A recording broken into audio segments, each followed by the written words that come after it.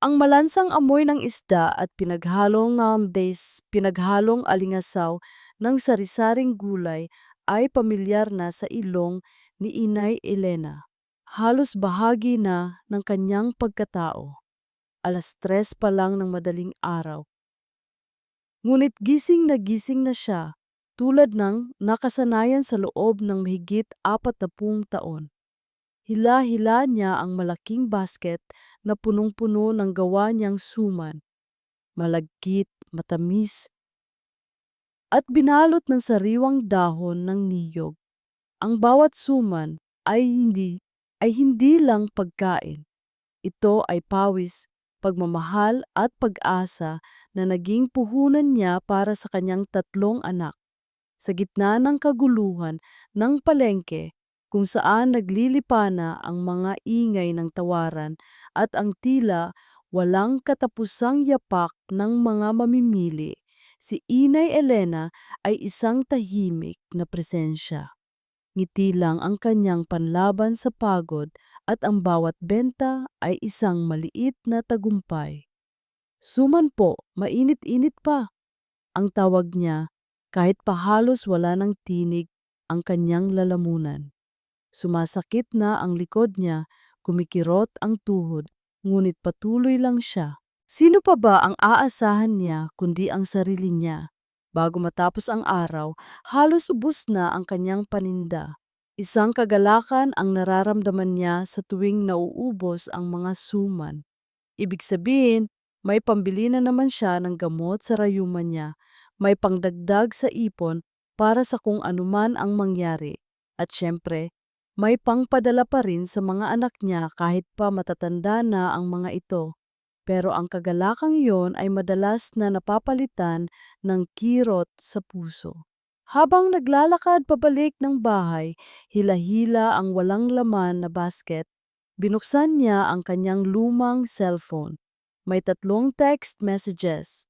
Ang una ay mula kay Rafael, ang panganay. Ma, busy po ako sa meeting, baka hindi ako makatawag. Okay lang po ba kayo? Isang tanong na tila protocol na lang, walang kaluluwa. Ang pangalawa ay kay Christina, ang nag-iisang babae. Inay, kailangan kong asikasuhin ang kasal ng kaibigan ko.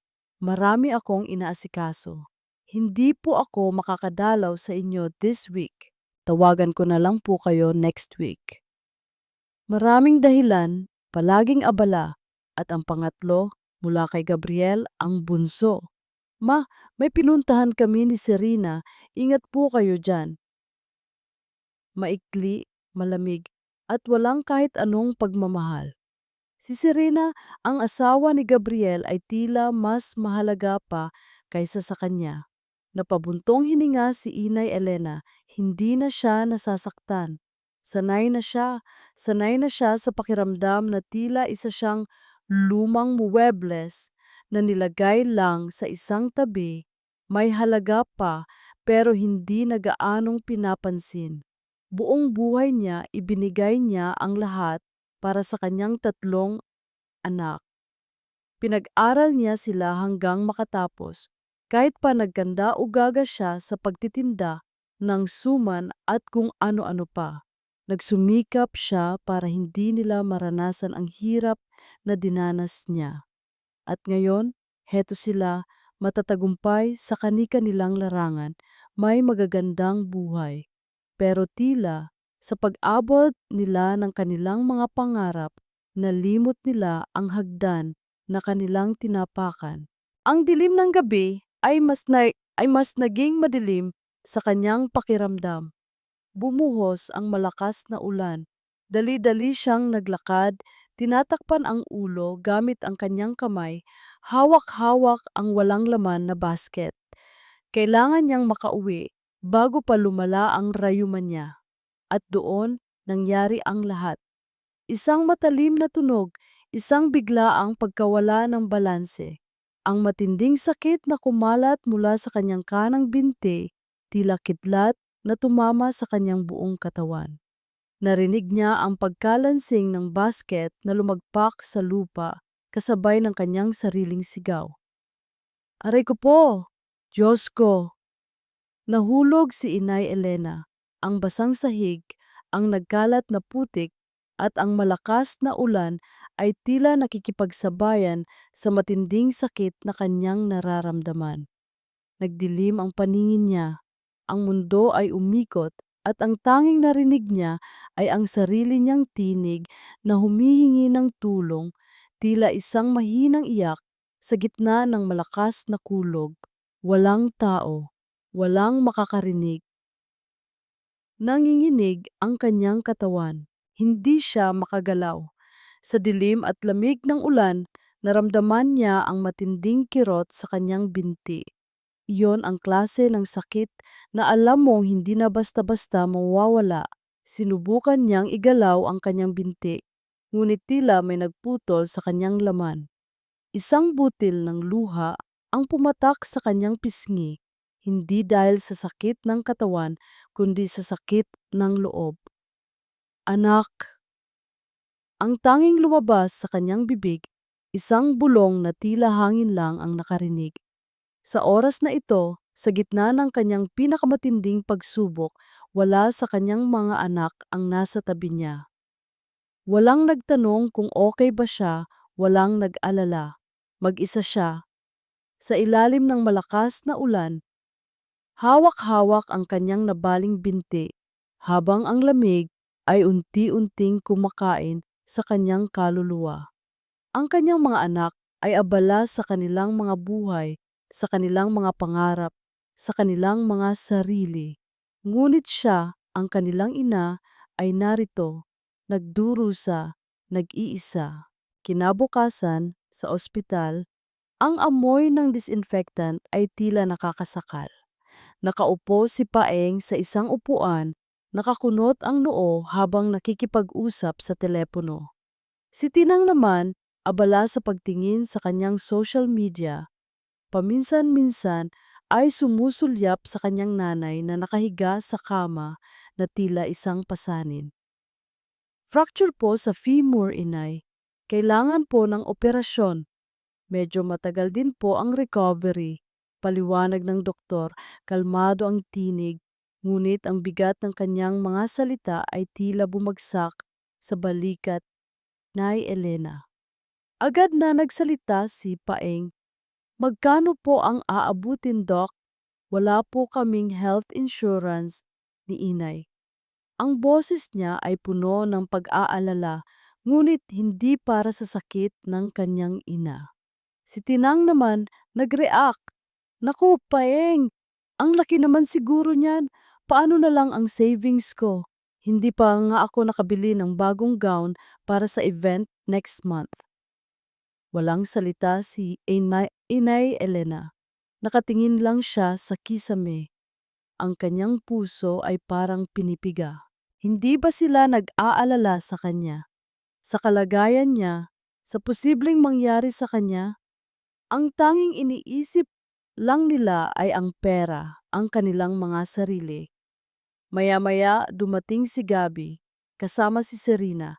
Agad silang lumapit sa kama, ngunit hindi kay Inay Elena ang tingin ni Gabi, kundi kay Serena na may hawak na isang piraso ng papel. Ma, ano po ba kasing nangyari? Hindi po ba kayo nag-iingat? Tanong ni Gabi.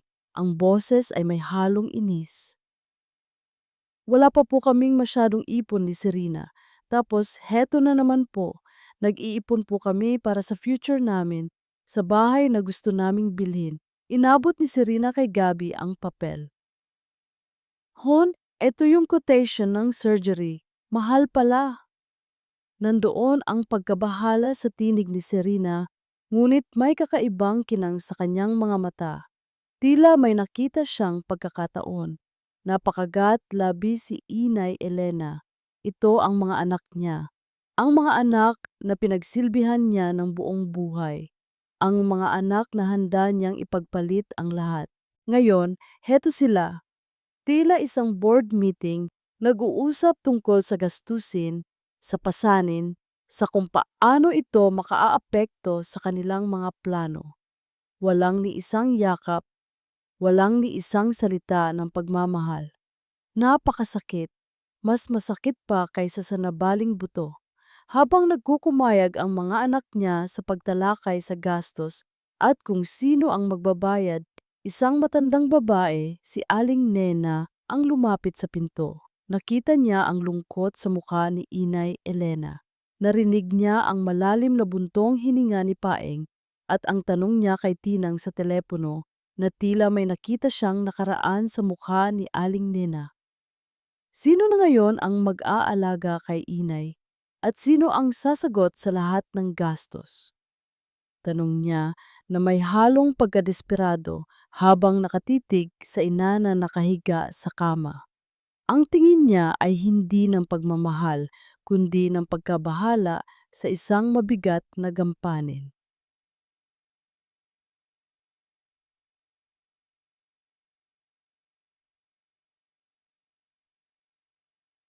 Ang tunog ng keyboard ang tanging musika sa umaga ni Rafael. Nandoon siya sa lumang bahay ng Inay Elena.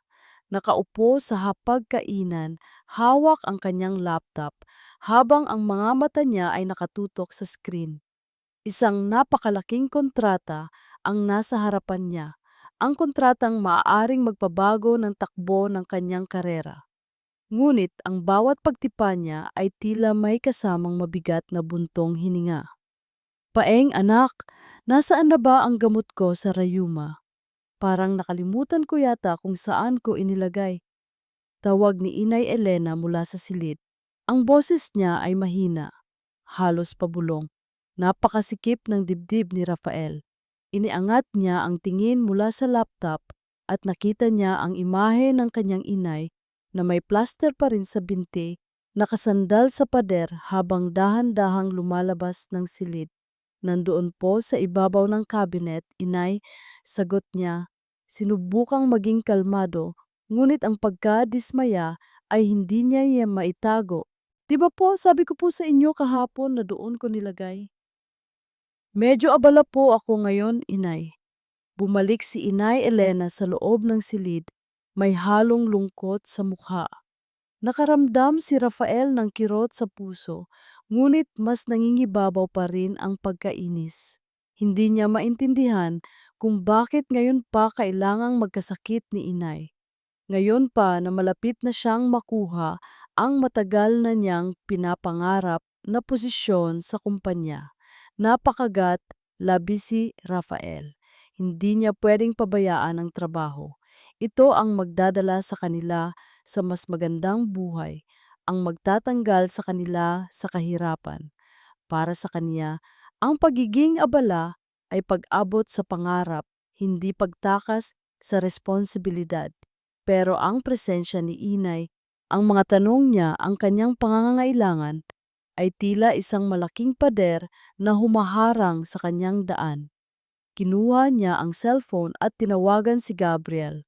Gabi, ikaw na muna sana ang magbantay kay Inay mamaya. May importante akong meeting. Sabi ni Rafael, sinubukang maging matatag ang boses. Kuya, alam mo naman, may out of town kami ni Serena. Gusto niya kasing magbakasyon para makapag-relax siya dahil sa nangyari, sagot ni Gabriel. May halong pagmamaktol. Malaki ang stress ni Serena, kailangan niyang magpahinga. Narinig ni Rafael ang boses ni Serena sa kabilang linya. Hon, sabihin mo, may pinaplano tayong magandang future. Hindi pwedeng maistorbo. Napabuntong hininga si Rafael. Pero Gabi, inay mo yan. Paano na lang kung may mangyari sa kanya? Naku kuya, kaya na niya yan. Matibay naman si inay, di ba? Tsaka saglit lang naman kami. Kakayanin mo na yan. Ikaw ang panganay. Sabi ni Gabi na tila nagmamadali nang tapusin ang usapan. Biglang naging malamig ang tono ni Rafael. Sige, bahala na. Pinutol niya ang tawag. Ramdam niya ang pagtaas ng presyon ng dugo. Ang panganay. Palaging ang panganay. Palaging siya ang inaasahan. Palaging siya ang may responsibilidad. Ang mga kapatid niya ay tila walang pakialam, abala sa kanilang buhay. at sa mga dahilan na tila walang katapusan. Isang araw nakita ni Rafael si Gabriel na palihim na lumabas ng bahay, lulan ng isang taxi kahit pa sinabi niyang magbabantay siya. Gabi, saan ka pupunta? Tanong ni Rafael. May emergency lang kuya, kailangan kong umalis. Sagot ni Gabriel, hindi man lang lumilingon, tila nagmamadali. Alam ni Rafael na kasinungalingan iyon. Ang totoo, nakita niya si Serena na naghihintay sa kanto. May malaking ngiti sa labi. Bumalik si Rafael sa loob ng bahay. Nakita niya si Inay Elena na dahan-dahang gumagapang. Sinusubukang abutin ang isang baso ng tubig. Ang kanyang muka ay puno ng pagod at lungkot. Parang may pumilipit sa bituka niya. Inay, bakit hindi po kayo tumawag? Tanong ni Rafael, sabay kuha ng baso at binigyan ang ina. Akala ko kasi abala ka, anak, sagot ni Inay Elena. Ang mga mata ay puno ng pasasalamat. Ayoko namang makadistorbo pa. Lumipas ang mga araw, si Rafael ang nag-aasikaso sa lahat. Mula sa pagpapaligo kay Inay Elena, pagpapakain, hanggang sa pagpapainom ng gamot. Ang kanyang trabaho ay nagkukulang, ang kanyang mga deadline ay halos hindi na niya maabot. Nagsisimula na siya nga mamamalatan na siyang makaramdam ng matinding pagod at sama ng loob. Isang hapon dumating si Serena, may dalang isang maliit na bag ng prutas. Napakaganda ng ngiti niya, ngunit may kakaibang kislap sa kanyang mga mata. Hello po, Inay! Musta na po kayo? Malambing ang boses ni Serena, tila isang anghel, ngunit ang mga mata niya ay laging lumilibot, tila may hinahanap. Eto, unti-unti na, sagot ni Inay Elena, sinubukang ngumiti. Inay, alam niyo po, nandun po si Gabi sa labas. Gusto ko po sana kayong kausapin, sabi ni Serena na patingin kay Rafael, na tila may gusto siyang iparating. Pero alam ko po, medyo mahirap na para sa kanya ang sitwasyon. Ang dami po niyang iniisip sa trabaho. Kami po nagpaplano ng magkaroon ng sariling pamilya. Gusto po sana naming bumili ng bahay, Inay. Ay maganda yan anak, sabi ni Inay Elena, puno ng tuwa. Ngumiti si Serena, mas lalo pang lumambing ang boses niya. Pero inay, kung dito po kayo mananatili, baka po hindi po kami makabili ng bahay. Kasi po, sino po ang mag-aalaga sa inyo? Tsaka, ang gastos po, hindi po ba mas makabubuti kung may iba na lang mag-aalaga sa kanya? May mga lugar po para sa mga matatanda, hindi ba? Nagulat si Rafael. Ang pag-aalala sa boses ni Serena ay tila isang tabing na nagtatago sa isang masamang intensyon. Ang mga lugar para sa mga matatanda. Vien Dung Lao. Hindi niya alam kung bakit, ngunit ang mga salitang iyon ay tila isang malamig na tubig na ibinuhos sa kanyang ulo. Pagkaalis ni Serena at nang akala niya ay tulog na si Gabi sa sala, narinig niya ang boses ni Serena mula sa kwarto nila. Nag-uusap sila. Ang pinto ay bahagyang nakabukas at narinig niya ang boses ni Serena. Hon, sa tingin mo, kaya pa ba natin si Inay? Hindi ba mas makabubuti kung may iba na lang mag-aalaga sa kanya? May mga lugar para sa mga matatanda, hindi ba? Para makapag-focus na tayo sa future natin, sa bahay natin. Naramdaman ni Rafael ang paglamig ng buong katawan, isang pakiramdam ng takot at pagkasuklam ang biglang bumalot sa kanya. Vien Dung Lao.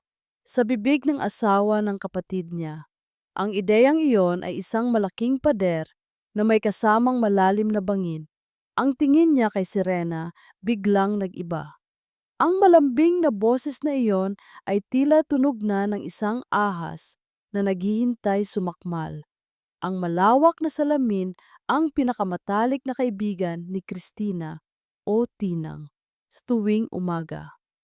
Sa bawat pag-ayos niya ng kanyang buhok, sa bawat pagpapahid ng lipstick, nakikita niya ang imahe ng isang babaeng matagumpay, sopistikado at kabilang sa alta sosyedad. Ito ang tinang na pinaghirapan niyang buuin, ang tinang na inaasam niyang makita ng buong mundo. Ngunit sa likod ng perpektong ngiti at mamahaling kasuotan, may isang anino na tila ayaw siyang iwan, ang kanyang inay. Inay, pakiusap po, manatili na lang po. Dalang po kayo sa silid ninyo mamaya, sabi ni Tinang, bahagyang nakakunot ang noo, habang nililigpit ang almusal. Si Inay Elena na nakaupo sa gulong upuan ay tahimik na kumakain ng lugaw. May mga bisita po kasi ako. Kaibigan ko po, mga mayayaman. Alam niyo na po. Napayuko si Inay Elena. Hindi niya masikmura ang mga salita ng kanyang anak. Alam niya kung ano ang ibig sabihin ng alam niyo na po. Ayaw siyang makita ng mga kaibigan ni Tinang. Nahihiya sa kanya ang sarili niyang anak. Sige anak, ang tanging lumabas sa bibig ni Inay Elena. Ang kanyang boses ay tila napuno ng lungkot na pilit niyang itinago.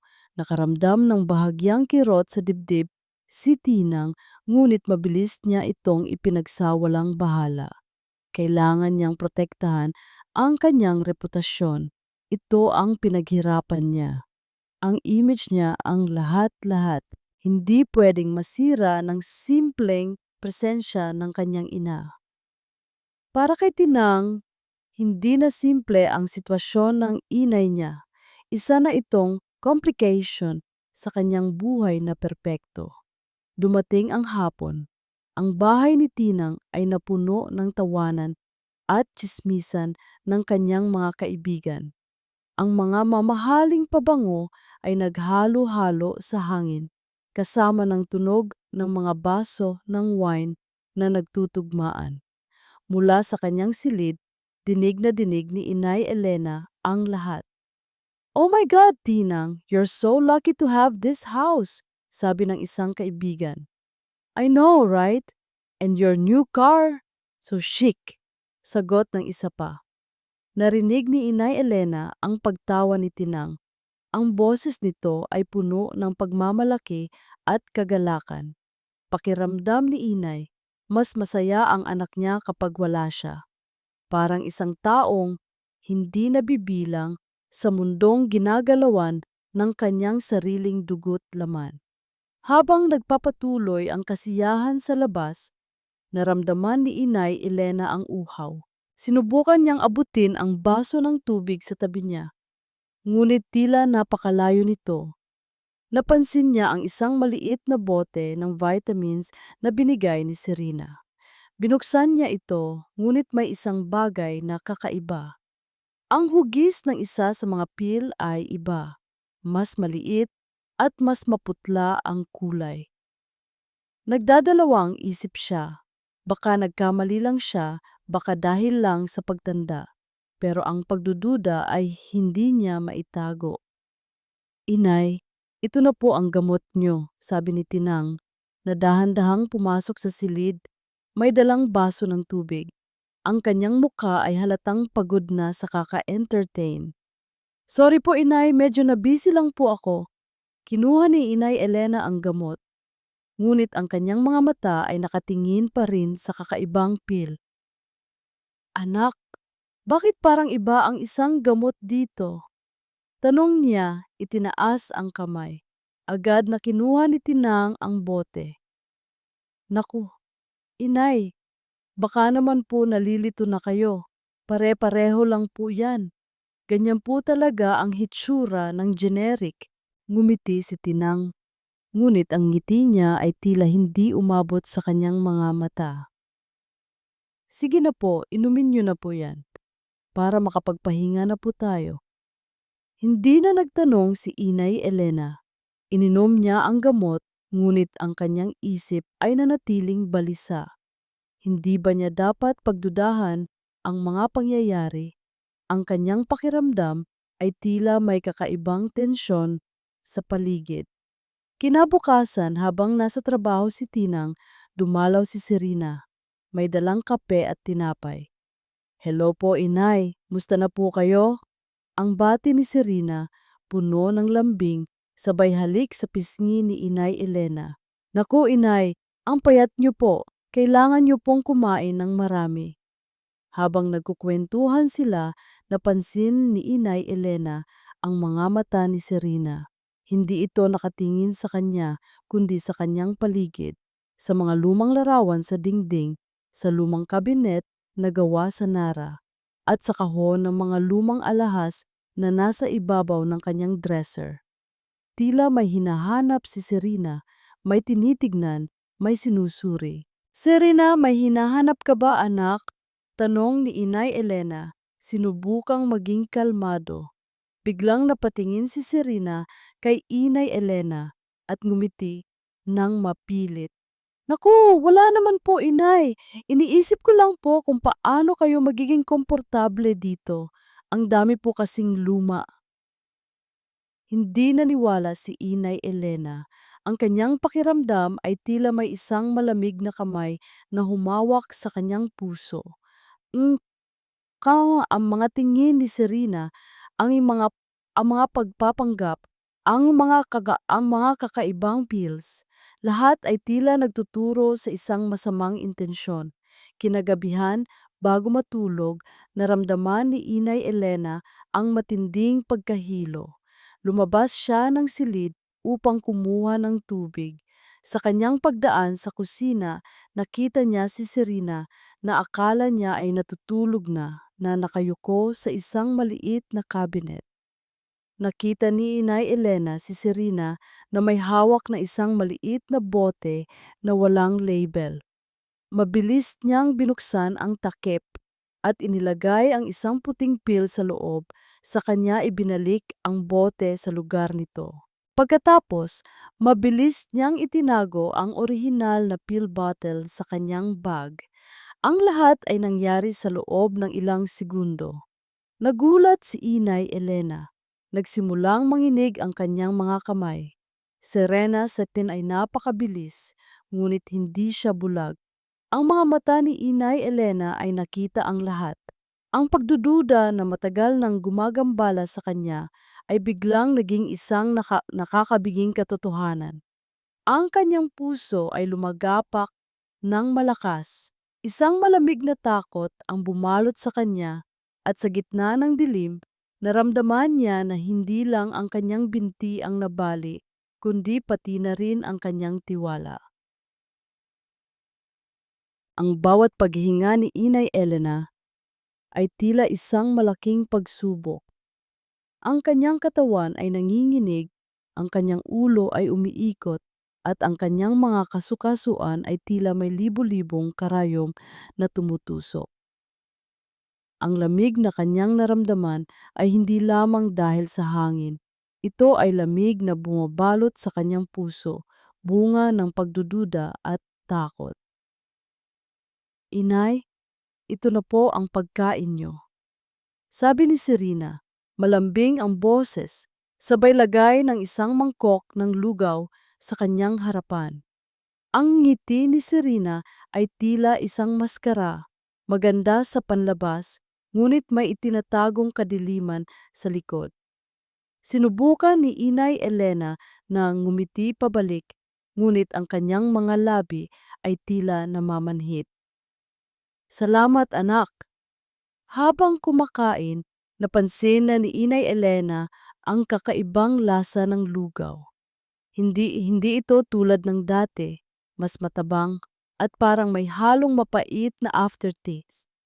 Pero pinilit niya pa ring kainin ang lahat. Hindi niya gustong maging pasaway. Ayaw niyang magbigay ng dahilan para lalo siyang ituring na pabigat. Ngunit ang bawat kagat ay tila nagpapahina sa kanya. Kada araw ang kanyang kalusugan ay tila dahan-dahang nawawala. Ang dati niyang sigla ay napalitan ng pananamlay. Ang dating malinaw niyang paningin ay lumalabo. Ang kanyang pandinig ay tila humihina. Nagtaka siya.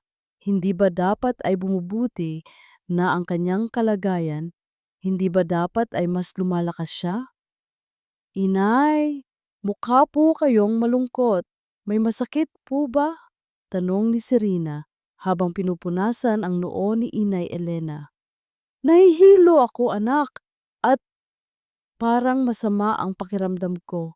Sagot ni Inay Elena, sinubukang maging matatag. Naku inay, baka po epekto lang yan ng gamot. Normal lang po yan, sabi ni Serena.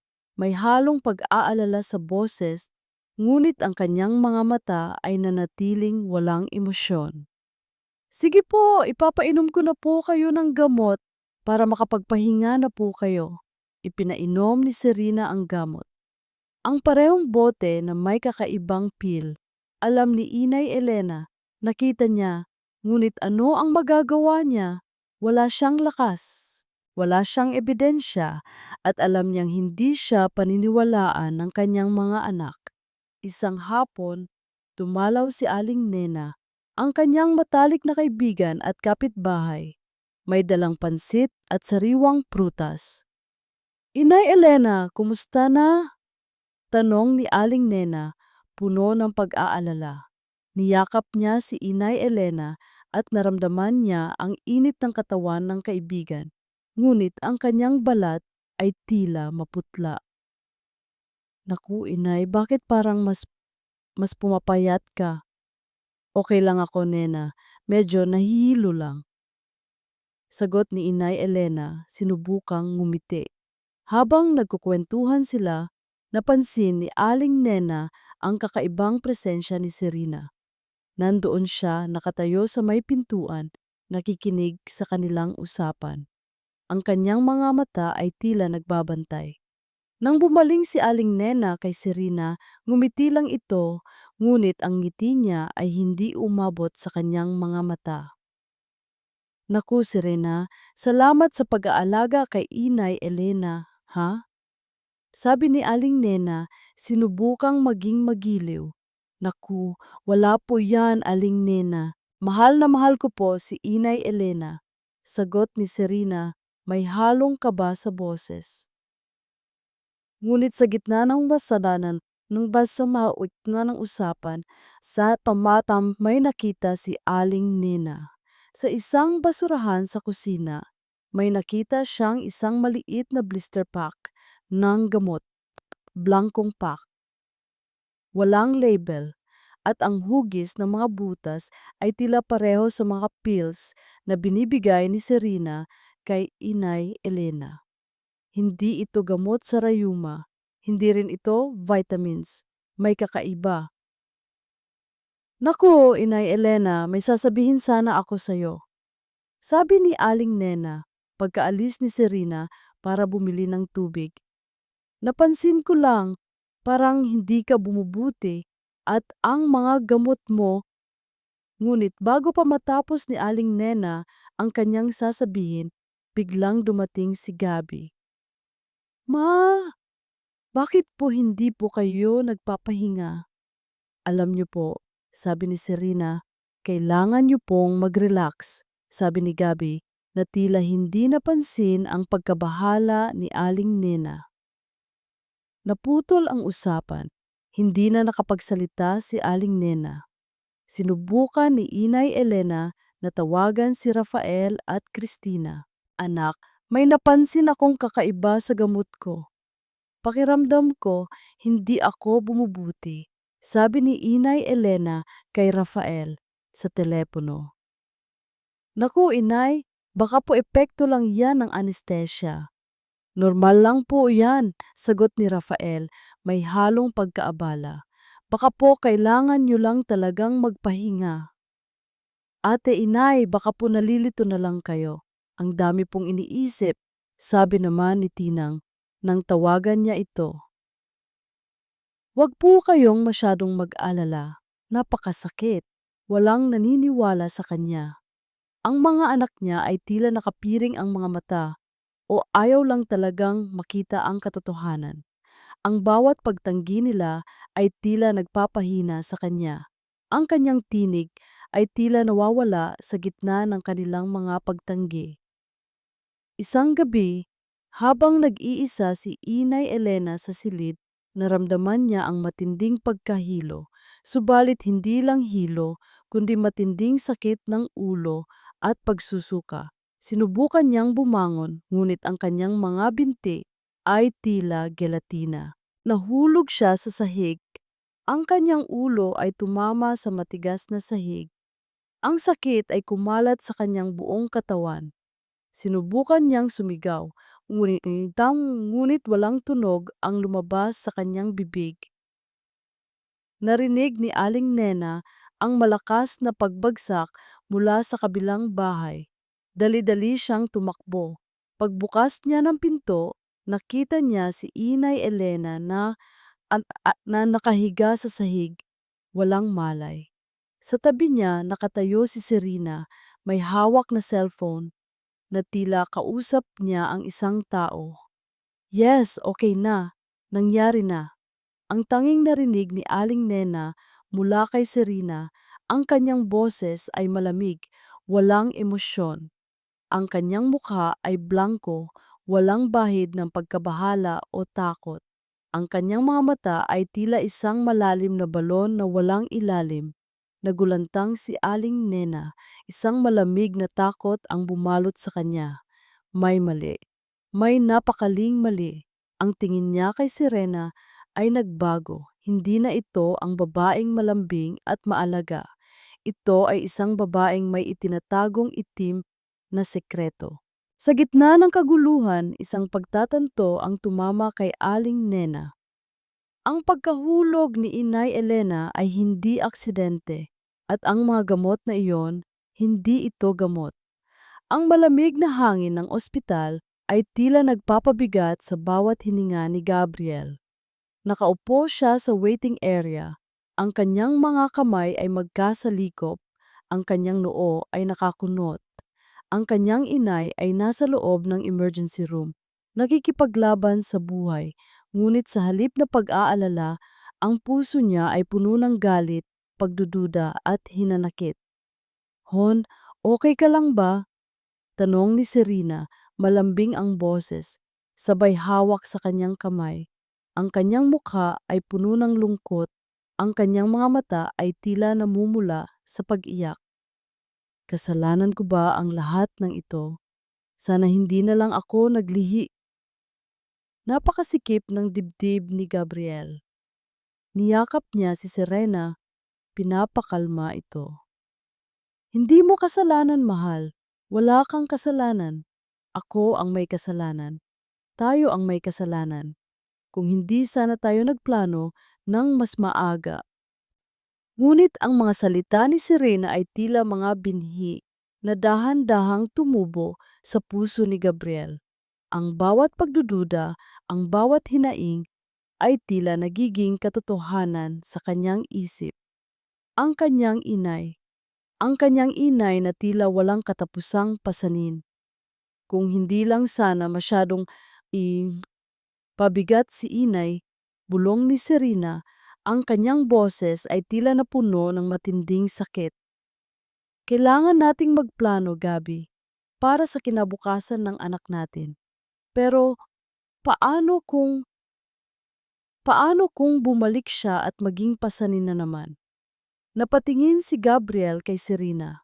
Ang kanyang mga mata ay puno ng pagkalito at galit. Naaalala niya ang mga payo ni Serena, ang mga salitang tila nagtuturo sa kanya na iwanan ang kanyang inay. Naaalala niya ang bawat pagsigaw niya kay Inay Elena, ang bawat salitang puno ng hinanakit. Hindi ko alam, mahal, hindi ko alam. Bulong ni Gabriel, ang kanyang boses ay nanginginig. Lumipas ang ilang oras. Lumabas ang doktor, ang kanyang muka ay seryoso. Gabi, ang inay mo ay inatake. Malala ang kanyang kondisyon. Kailangan niyang manatili dito. At may nakita kaming kakaibang substance sa kanyang katawan. Hindi ito gamot na karaniwang binibigay sa kanya. Sabi ng doktor, ang kanyang mga mata ay nakatingin kay Gabriel, puno ng pagdududa. May kailangan kayong ipaliwanag. Nagitla si Gabriel. Ang kanyang puso ay lumagapak ng malakas. Kakaibang substance, ang kanyang isip ay biglang bumalik sa mga nakaraang araw. Ang mga reklamo ni Inay Elena tungkol sa kakaibang lasa ng pagkain, ang mga kakaibang pills, ang mga salita ni Aling Nena. Ngunit bago pa siya makapag-isip ng malalim, hinawakan ni Serena ang kanyang kamay. Gabi, sabihin mo ako ang may kasalanan dahil sa stress nawalan ako ng anak. Si Inay? Si Inay ang dahilan. Napakasakit ng dibdib ni Gabriel. Ang kanyang mga mata ay nagdilim. Ang kanyang isip ay tila napuno ng usok. Ang kanyang anak, ang anak na hindi niya man lang nakita. Ang anak na nawala dahil sa stress na dulot ng kanyang inay. Wala kang kasalanan, mahal. Bulong ni Gabriel. Ang kanyang boses ay puno ng galit at hinanakit. Si inay, si inay ang dahilan ng lahat ng ito. Tinulak ni Gabriel ang doktor at pumasok siya sa silid ng inay niya.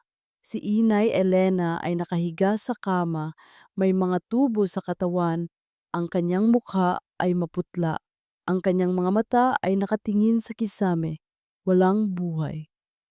Inay, bakit? Bakit mo ginawa ito sa akin? Bakit mo kami pinahirapan? Sigaw ni Gabriel, ang kanyang boses ay puno ng pait. Dahil sa iyo, nawalan ako ng anak. Ang anak ko, ang future namin ni Serena. Sinisira mo ang buhay namin. Nanginginig si Inay Elena. Ang kanyang mga mata ay puno ng luha. Sinubukan niyang magsalita, ngunit walang lumabas sa kanyang bibig. Niyakap ni Serena si Gabriel, umiiyak. Hun, kalma. Baka lalo lang ma-stress si Inay. Ngunit ang kanyang mga mata ay tila nagtatago ng isang malalim na lihim. Lumabas si Rafael at Christina, nakararating lang at nagulat sa nakita. Gabi, ano ba ang ginagawa mo? Sigaw ni Rafael.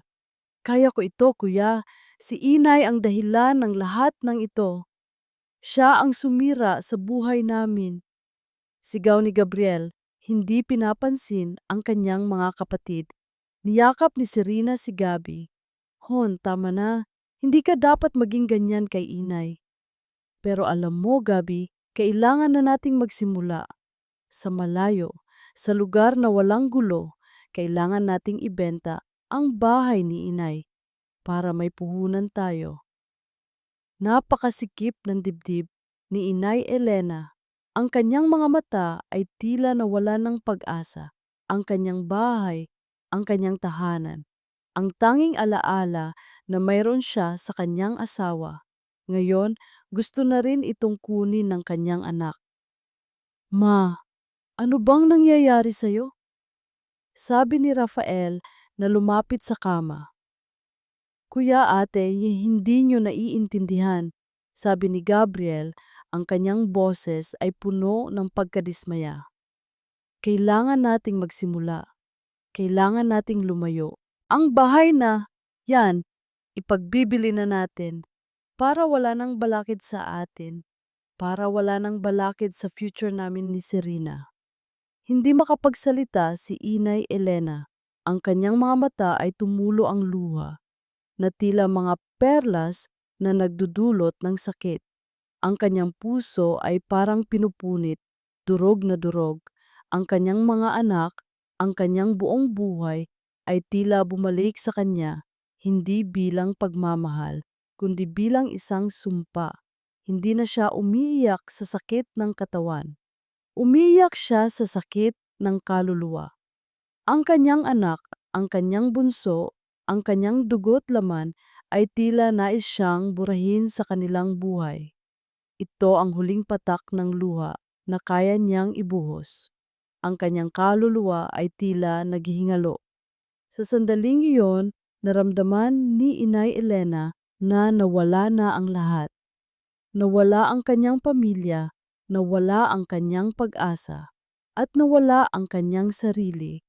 Ito ang kanyang all is lost moment.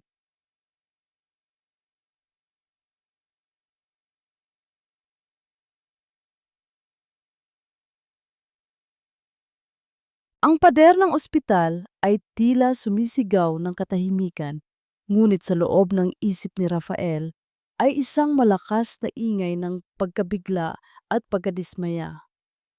Nakaupo siya sa waiting area kasama si Christina habang ang mga salita ni Gabriel ay umaling-yaungaw sa kanyang isipan. Ang bahay na yan, ipagbibili na natin para wala nang balakid sa atin. Napailing si Rafael. Hindi niya maisip na magagawa ni Gabi iyon. Ang bahay na iyon ay hindi lang basta bahay. Ito ay tahanan. Ito ay alaala. Ito ay simbolo ng lahat ng sakripisyo ng kanilang inay. At ngayon, gusto na itong ipagbili ng kanyang kapatid para lang masunod ang gusto ni Serena? Paeng, hindi ko maintindihan, bulong ni Tinang. Ang kanyang boses ay puno ng pagkalito. Bakit ganyan si Gabi? Bakit parang iba na siya? Hindi lang si Gabi, Tinang, pati si Serena. Sagot ni Rafael, ang kanyang mga mata ay nakatingin sa kawalan. May mali, may napakaling mali. Naglakad si Rafael palabas ng ospital. Kailangan niyang mag-isip. Kailangan niyang malaman ang katotohanan. Ang kanyang mga paa ay kusang nagtungo sa lumang bahay ng Inay Elena. Ang bahay na iyon ay tila may sariling buhay, puno ng mga alaala. Ang amoy ng suman, ang tunog ng pagtawa ng inay niya, ang mga kwento niya. Nang makarating siya sa bahay, nakita niya si Aling Nina na nagdidilig ng halaman sa kabilang bakuran. Lumapit siya dito, ang kanyang puso ay puno ng pagdududa. Aling Nena, may kailangan po akong itanong sa inyo, sabi ni Rafael. Sinubukang maging kalmado. Napatingin si Aling Nena kay Rafael at nakita niya ang pagkabahala sa mukha nito. Ano yon anak? Si Inay po kasi, medyo malala ang kondisyon at may nakita pong kakaibang substance sa katawan niya. Alam niyo po ba ang dahilan? Tanong ni Rafael. Direkta ang kanyang mga mata sa matanda. Bumuntong hininga si Aling Nena. Naku, Rafael, matagal ko nang napapansin ang mga kakaibang nangyayari. Ang pagkaputla ni Inay Elena, ang paghina ng kanyang katawan. Hindi ko lang masabi sa inyo noon dahil ayoko namang mag-alala kayo. Ikinuwento ni Aling Nena ang lahat ng kanyang nakita. Ang mga kakaibang pills.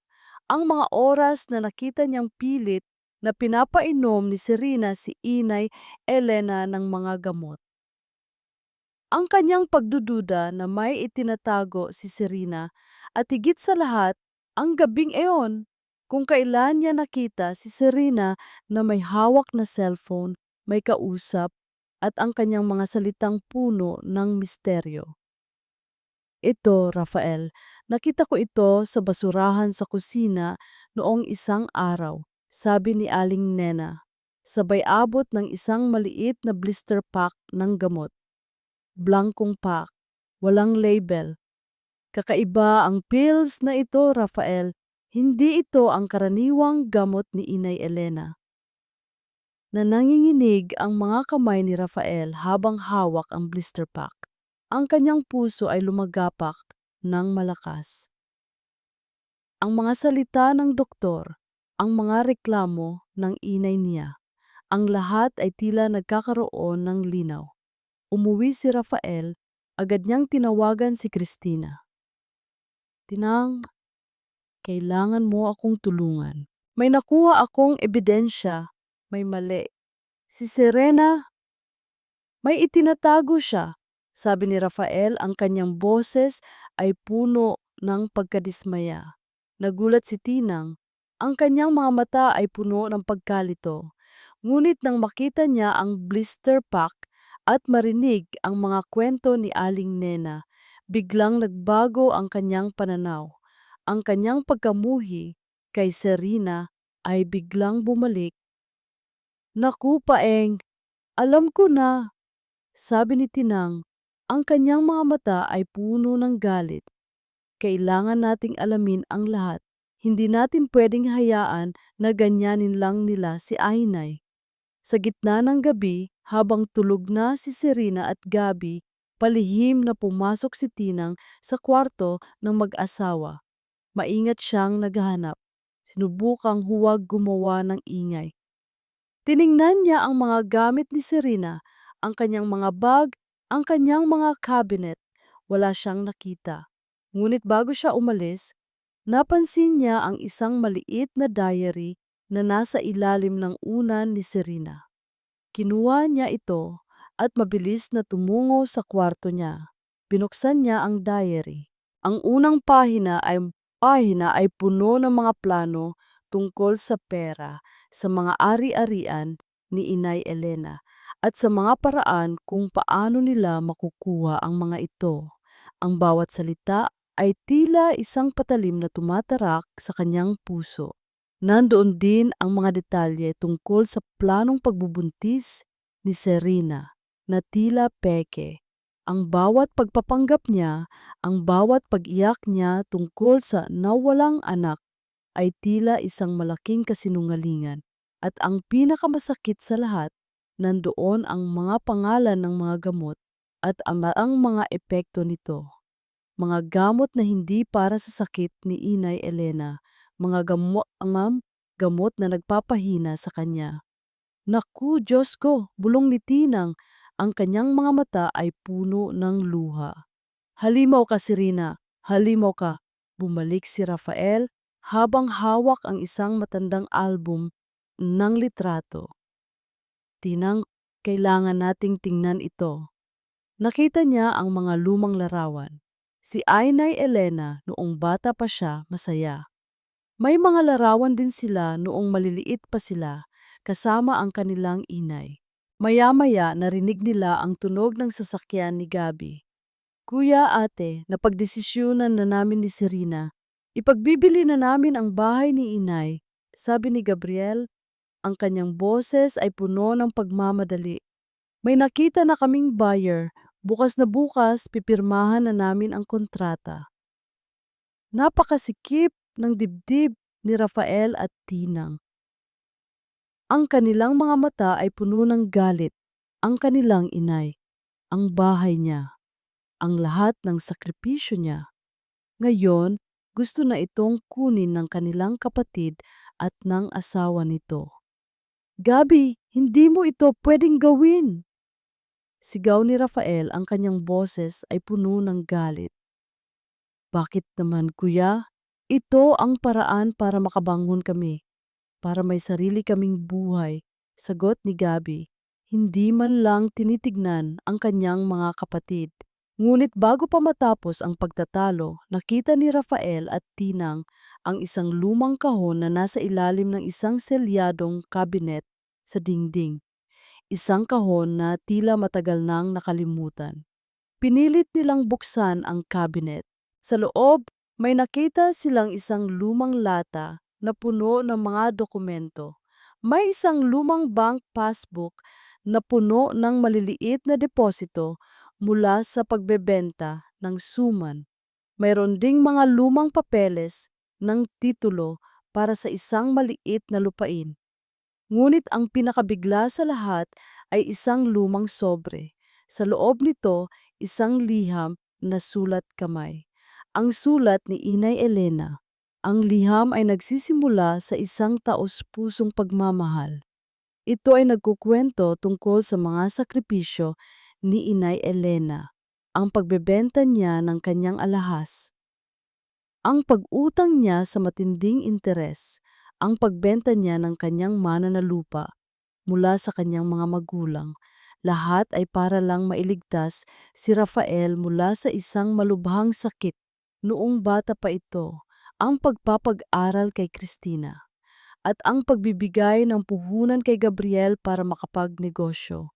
Nanginginig ang mga kamay ni Rafael at Tinang habang binabasa ang liham. Ang bawat salita ay tila isang patalim na tumatarak sa kanilang puso. Ang kanilang inay. Ang kanilang inay na akala nila ay simple lang ang buhay. Ang kanilang inay na walang katapusang nagmahal at nagbigay. Naramdaman nila ang matinding sakit sa dibdib. Ang kanilang mga mata ay puno ng luha. Ang kanilang mapaa ay tila ng hina. Ang kanilang buong buhay ay tila isang malaking kasinungalingan. Inay, bulong ni Rafael, ang kanyang boses ay puno ng pagsisisi at sakit. Bakit mo ginawa ito sa amin? Ang lumang bahay ay tila nagulantang. Ang mga lihim na matagal nang nakabaon ay biglang nahukay. At sa gitna ng lahat ng ito, si Gabriel ay nakatayo pa rin, hindi pa rin alam ang tunay na halaga ng pagmamahal. Ngunit para kina Rafael at Tinang, ang katotohanan ay tila isang malakas na sampal na nagpagising sa kanila.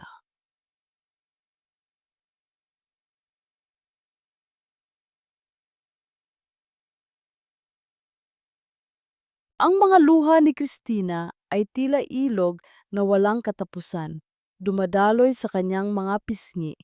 Hawak niya ang lumang liham ni Inay Elena, ang mga salita ay nagdudulot ng matinding kirot sa kanyang puso. Nandoon siya sa lumang bahay kasama si Rafael na tila gulong-gulo rin ang isip.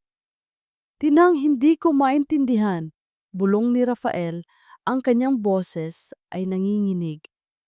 Ang daming sakripisyo ni Inay, bakit hindi natin alam? Dahil manhid tayo, kuya, sagot ni Christina, ang kanyang boses ay puno ng pagsisisi. Manhid tayo sa pagmamahal niya, bulag tayo sa mga sakripisyo niya.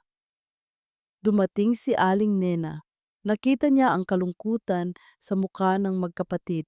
Niyakap niya si Christina. Anak, matagal na yan. Matagal ng panalangin ni Inay Elena na sana isang araw maintindihan ninyo ang lahat. Sabi ni Aling Nena, ang kanyang boses ay puno ng simpatiya. Naaalala ko pa noong bata pa si Rafael. May malubha siyang sakit. Halos wala ng pag-asa. Pero si Inay Elena hindi sumuko. Ipinagbili niya ang tanging pamana niya, ang kanyang kwintas at ang maliit na piraso ng lupa ng kanyang mga magulang. Lahat para lang mailigtas si Rafael.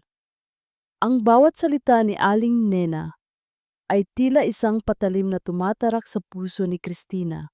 Naalala niya ang kanyang sarili, ang kanyang mga pangarap na maging successful, ang kanyang pagtanggi sa inay niya.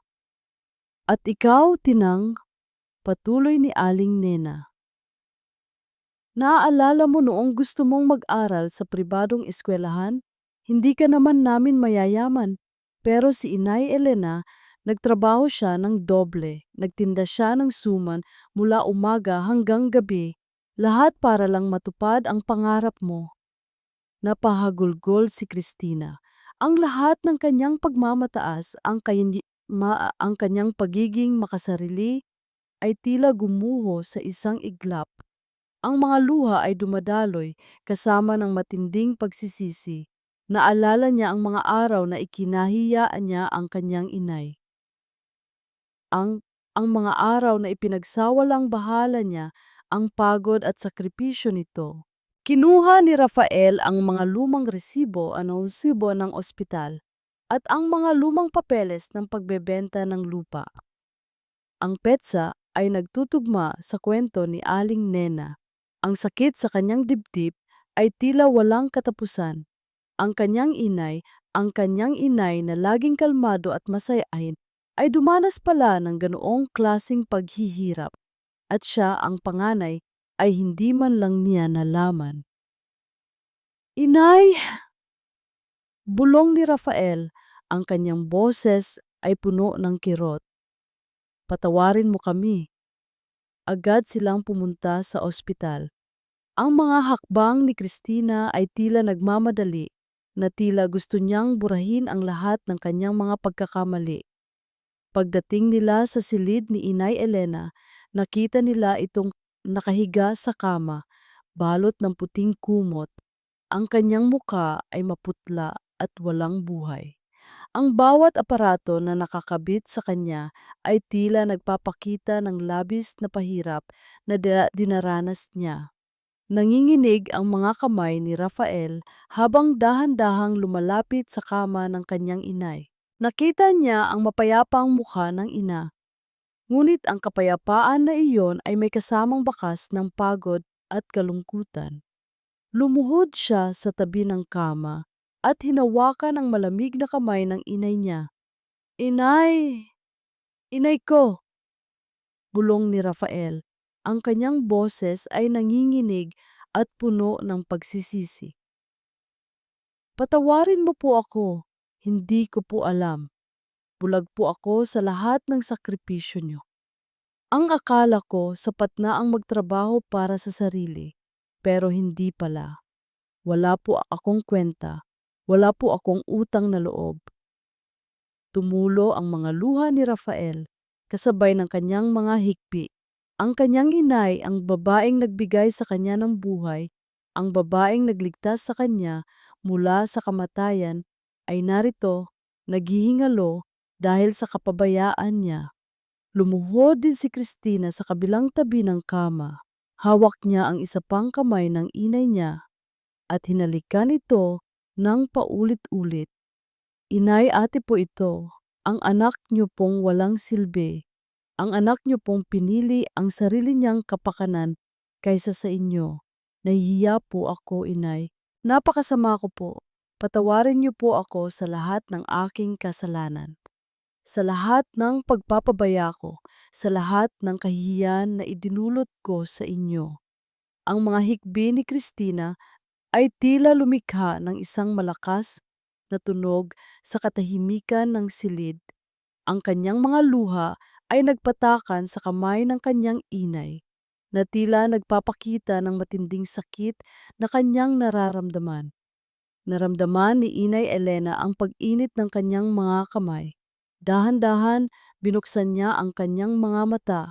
Nakita niya ang kanyang dalawang anak, nakaluhod sa kanyang tabi, umiiyak. Ang kanilang mga muka ay puno ng pagsisisi. Ang kanilang mga mata ay puno ng pagmamahal. "Mga anak ko," bulong ni Inay Elena, ang kanyang boses ay mahina ngunit puno ng pagmamahal. Niyakap ni Rafael at Christina ang inay nila, umiiyak pa rin. "Inay, hindi po namin kayo iiwan. Hindi na po namin kayo pababayaan. Babawi po kami sa inyo.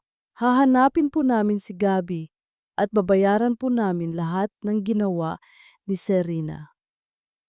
"Hindi, hindi na mahalaga ang lahat ng yan, mga anak," sabi ni Inay Elena, sinubukang ngumiti.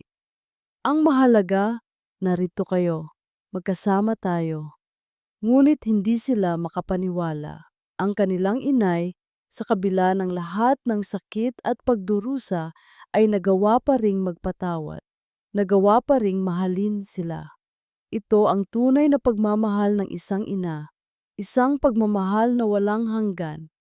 "Inay, kailangan po namin kayong ipagtanggol," sabi ni Rafael, ang kanyang boses ay puno ng determinasyon. "Hindi pwedeng basta na lang nilang gawin sa inyo ito." "Oo nga po, inay," dagdag ni Christina. "Si Serena, kailangan niyang pagbayaran ang ginawa niya." Ang kanilang mga mata ay puno ng galit. Ang kanilang puso ay puno ng pagmamahal para sa kanilang inay. Sa sandaling iyon, nagkaroon sila ng iisang layunin, ang ipagtanggol ang kanilang inay at ipamukha sa lahat ang tunay na halaga ng pagmamahal. Ngunit may isang problema pa rin, si Gabriel, ang kanyang kapatid na bulag sa katotohanan. ang kanyang kapatid na naging biktima ng panlilinlang ni Serena. Kailangan nating ipaalam kay Gabi ang lahat ng ito. Sabi ni Rafael, ang kanyang boses ay seryoso. Kailangan niyang malaman ang tunay na kulay ni Serena. Sumang-ayon si Christina. Alam nilang hindi magiging madali. Alam nilang masakit. Ngunit kailangan nilang gawin para sa kanilang inay, para sa kanilang pamilya.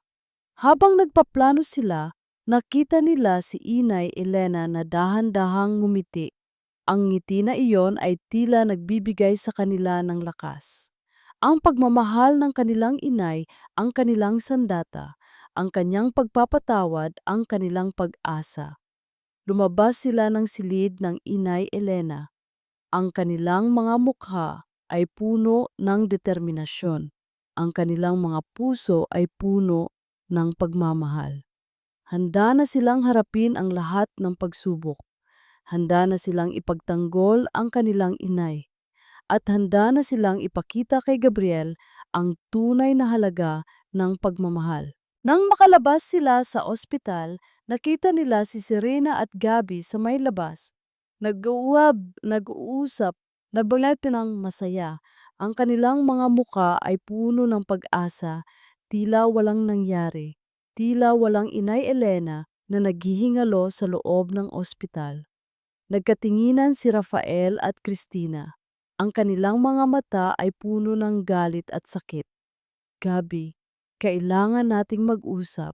Sabi ni Rafael, ang kanyang boses ay matatag. May kailangan kang malaman tungkol kay Inay at kay Serena. Nabigla si Gabriel at Serena. Ang kanilang mga ngiti ay biglang nawala. Ang kanilang mga muka ay namutla. Tila may nakita silang panganib sa mga mata ng magkapatid. Ang labanan para sa katotohanan ay nagsisimula pa lamang.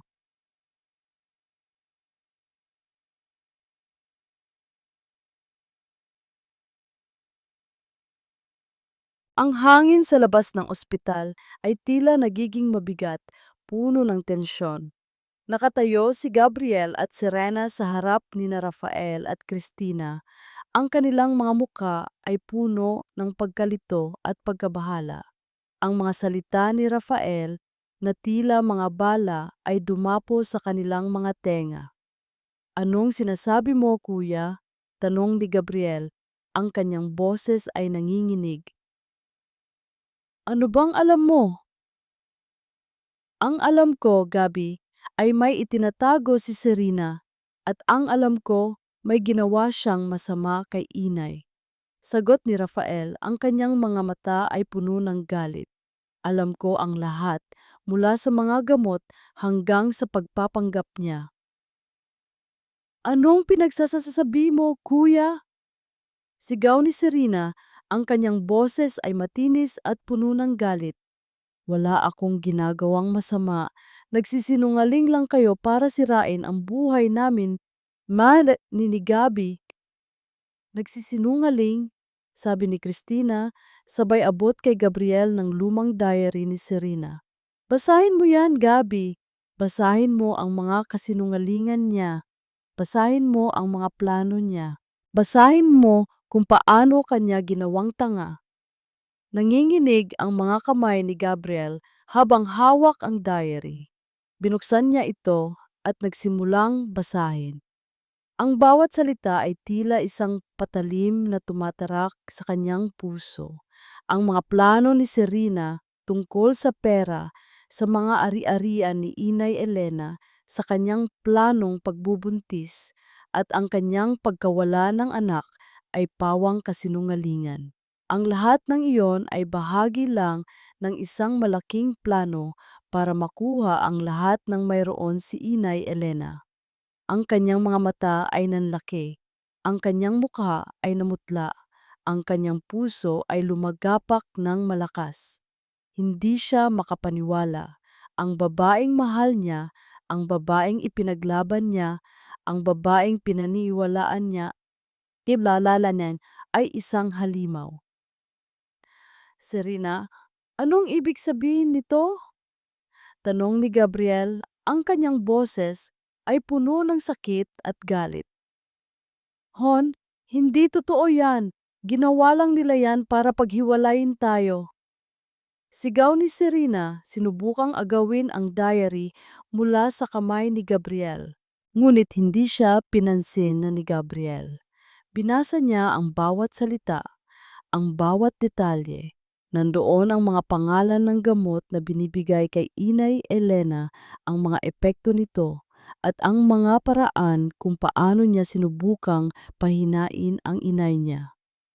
At ito pa, Gabi, sabi ni Rafael, sabay abot kay Gabriel ng blister pack na ibinigay ni Aling Nena.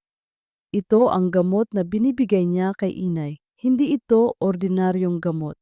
Ito ay isang uri ng pampatulog na sa matagalang paggamit ay makakapinsala sa katawan, at ito ang dahilan kung bakit naghihingalo si inay. Pinitawan ni Gabriel ang diary. Ang kanyang mga kamay ay nanginginig. Ang kanyang mundo ay tila gumuho sa isang iglap. Ang lahat ng kanyang pinaniniwalaan, ang lahat ng kanyang pinanindigan ay isang malaking kasinungalingan. Hindi, hindi totoo yan, sigaw ni Serena. Ang kanyang boses ay matinis at puno ng takot. Nagsisinungaling sila para sirain ako. Ngunit huli na. At ito pa, Gabi, sabi ni Christina, sabay labas ng kanyang cellphone. May nakuha akong ebidensya, may nakita akong video. Pinanood ni Gabriel ang video. Ito ay video ni Serena na palihim na nakikipagkita sa isang lalaki. Ang dalawa ay naghahalikan at ang lalaki ay nagbibigay ng isang sako ng pera kay Serena. Sino yan, Serena? Tanong ni Gabriel. Ang kanyang boses ay puno ng galit.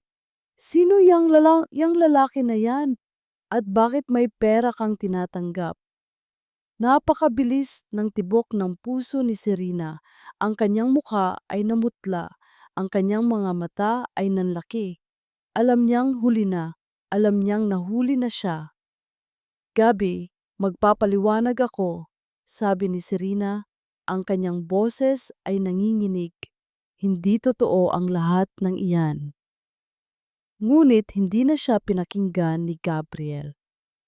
Ang kanyang mga mata ay puno ng galit, sakit at pagkasuklam. Ang babaeng minahal niya ng buong puso, ang babaeng ipinaglaban niya ay nagtaksil sa kanya. Napakasama mo, Serena. Sigaw ni Gabriel, ang kanyang boses ay puno ng sakit. Paano mo nagawa ito sa akin? Sa inay ko? Sa pamilya ko? Sinubukang tumakas ni Serena, ngunit huli na. Dito ka lang, sigaw ni Rafael sabay hawak sa braso ni Serena. Hindi ka makakatakas sa mga kasalanan mo. Nagpanik si Serena, sinubukan niyang lumaban, ngunit huli na. Gabi, mahal kita, hindi totoo ang lahat ng iyan. Sigaw ni Serena, umiiyak. Ngunit hindi na siya pinaniiwalaan ni Gabriel. Ang kanyang puso ay durog na durog. Ang kanyang isip ay puno ng galit. Kaya pala ang dami mong dahilan para iwanan ako, para iwanan ang inay ko, para sirain ang pamilya ko. Sigaw ni Gabriel, para sa kanya, para sa pera, napakababaw mo, Serena, napakasama mo. Sa gitna ng kaguluhan, dumating ang mga pulis na tinawagan ni Aling Nena. Nakita nila ang gulo at agad na inaresto si Serena. Habang iginagapos si Serena, nakita niya si Gabriel nakatayo sa isang tabi, ang kanyang muka ay puno ng galit at sakit. Gabi, Hon, mahal kita. Ngunit hindi na siya pinansin ni Gabriel. Ang kanyang mga mata ay nakatingin sa kawalan. Ang kanyang puso ay durog na durog nang dalhin si Serena sa kotse ng pulis. Napatingin si Gabriel sa inay niya na nakahiga sa loob ng ospital. Ang kanyang puso ay puno ng pagsisisi. Ang kanyang mga mata ay puno ng luha. Si Inay Elena, ang babaeng nagbigay sa kanya ng buhay. Ang babaeng nagsakripisyo ng lahat para sa kanya. Ang babaeng minahal niya ng buong puso. At siya, ang kanyang anak, ay sinaktan niya, pinabayaan niya at siniraan niya. Napakasakit. Mas masakit pa kaysa sa lahat ng sakit na naramdaman niya sa buhay niya. Lumuhod si Gabriel sa lupa. Ang kanyang mga kamay ay magkasalikop. Ang kanyang mga mata ay puno ng luha. Inay, patawarin mo ako, Inay. Bulong niya. Patawarin mo ako sa lahat ng kasalanan ko.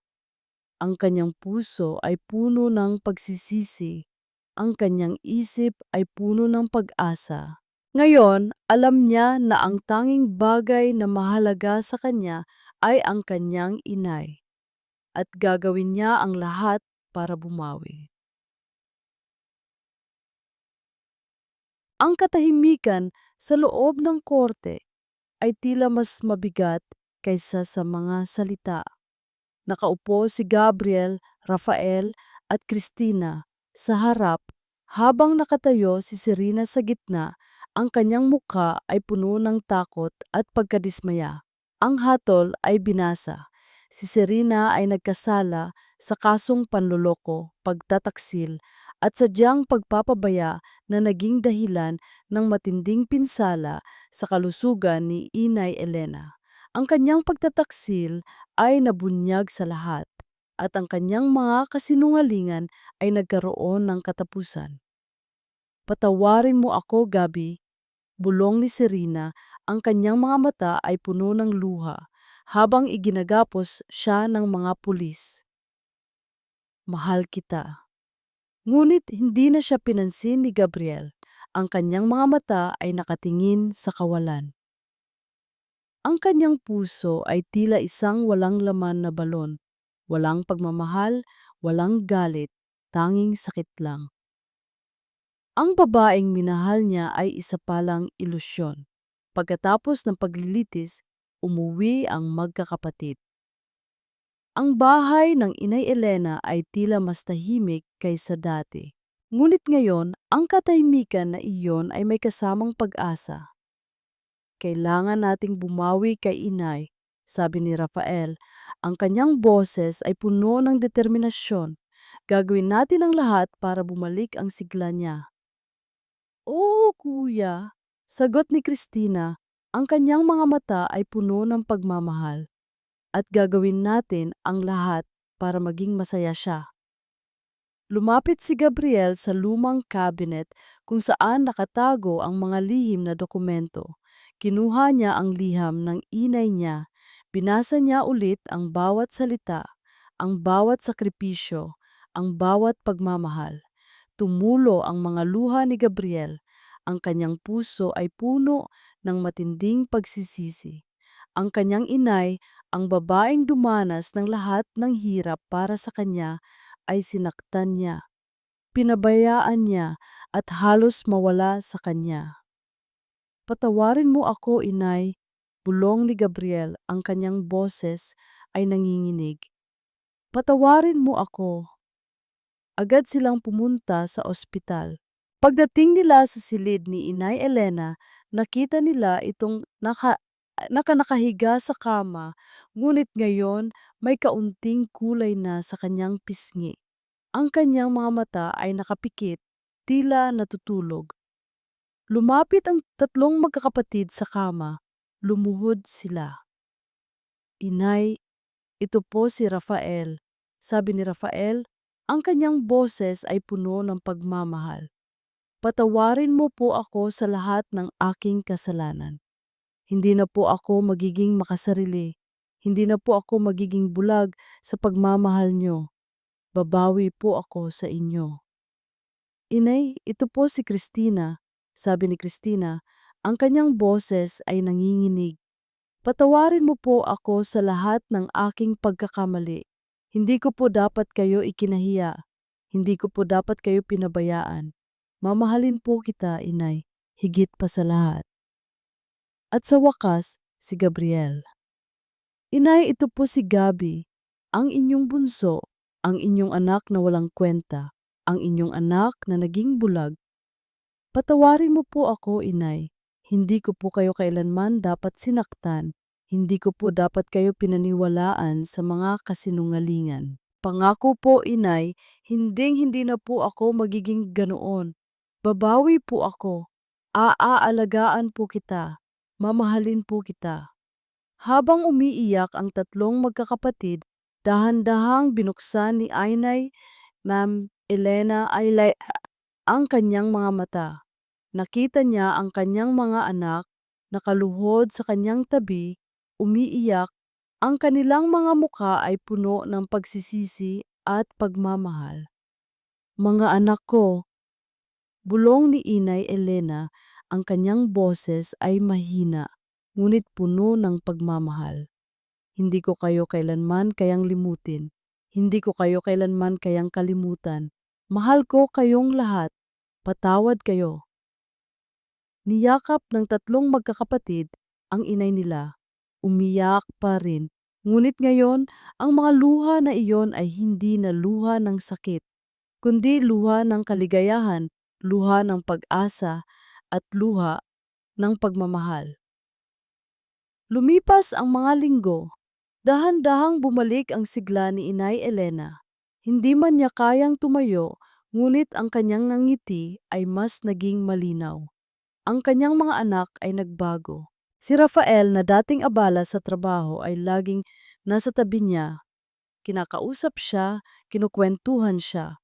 Si Christina na dating mahilig sa party ay ngayon ay masaya nang nasa bahay, nagluluto para sa inay niya, nag-aalaga sa kanya.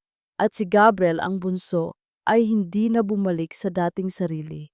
Mas naging responsable siya at laging nasa tabi ng inay niya, nagbabantay, nag-aalaga at humihingi ng tawad. Isang araw bumalik si Inay Elena sa bahay, ang kanyang lumang bahay na ngayon ay puno ng pagmamahal. Ang amoy ng sariwang suman ay muling umaling-awngaw sa kusina.